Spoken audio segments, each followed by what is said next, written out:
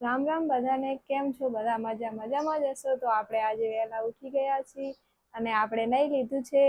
તો આજે કૃપાલી અને કૃપાલીના પપ્પા પણ વહેલા ઉઠી ગયા છે. તો જુઓ મમ્મી તો આજે વ્લોગ બનાવે છે. કૃપાલી કૃપાલી આ તો મમ્મી જો વ્લોગ બનાવે જો જોજો આમ તો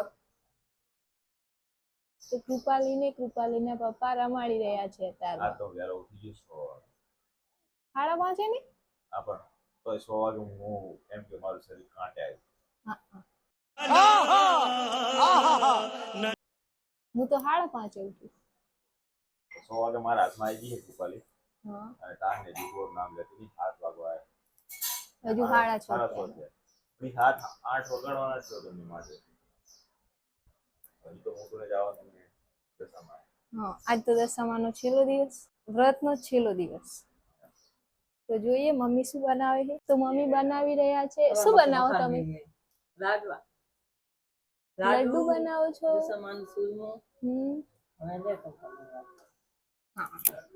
તો મમ્મી બનાવી રહ્યા છે લાડુ. આજે દશામાના વ્રતનો છેલ્લો દિવસ.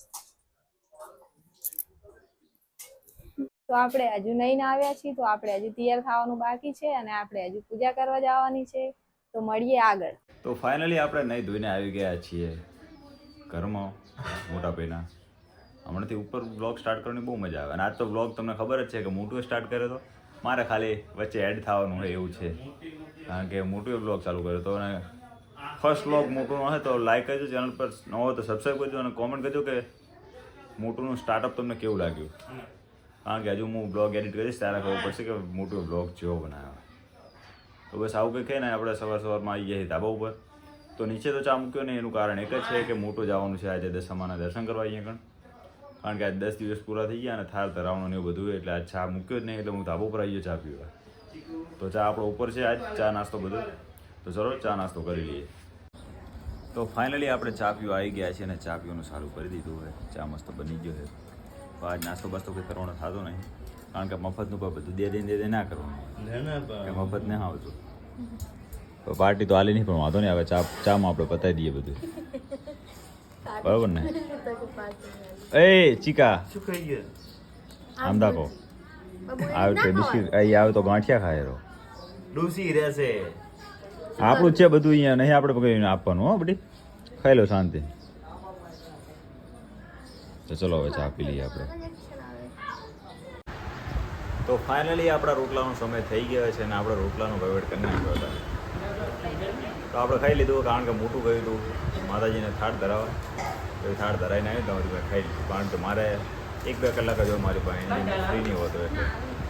તો જો મમ્મીનું પણ ચાલુ થઈ ગયું હોય. તો આ બાજુ થાળ ધરેલો પડ્યો હોય અને મોટો આ બાજુ બેસી ગયો. હા તો મોટો બ્લોગ બનાવ્યો, ખબર ભાઈ તને? સવારમાં હા કઈ કારા કરાની શું બનાવે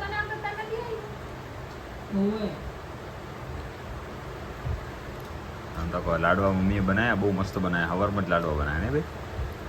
અને કૃપાલી મારી હોઈજી હે કાં. હા પણ ત્યાં કરું છું.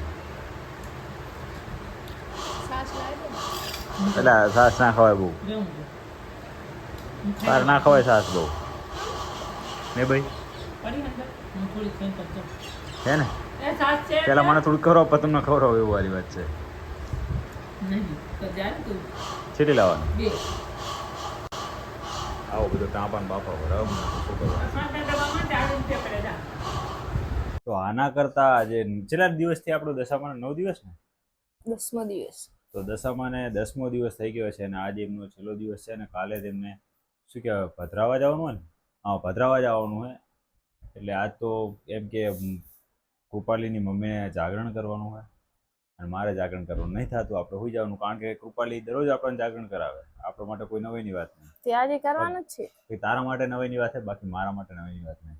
શની? જાગરણની. ઈ તમે એકલા જાગતા હોય એમ કરે હે ને? હા તો હું જાગું, તારે તો બાનું જ છે. તમે એકલા જાગો જાય તરત. એટલે તમારે પેલા હું હોઈ જઉં. હા આમ જૂઠું ઓછું બોલો. તમને લાગે હું જૂઠું બોલું? હોય તો કાલથી તો તું 3 ટાઈમ ખાઈ લઈશ.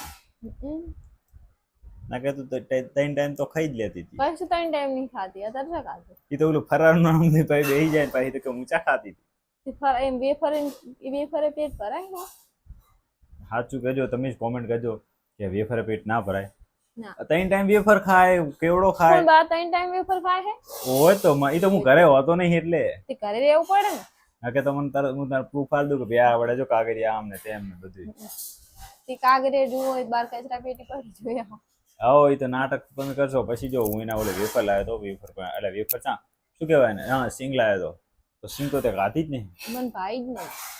તમે સારું ઓલું લાવો ને ફરારી કેવડો તીખો મોરો એવું કહું ભાવે ને, સારી વસ્તુ ના ભાવે ને.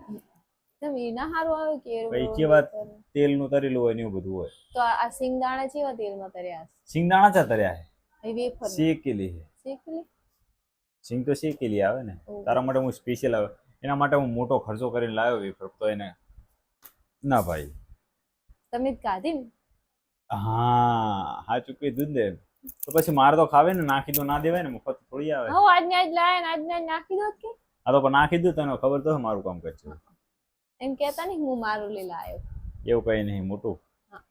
તો આજનો બ્લોગ આપણો કંઈક આવો રહ્યો. તો ચેનલ પર નવા હોય તો લાઈક કરો, સબસ્ક્રાઇબ કરો અને શેર કરો.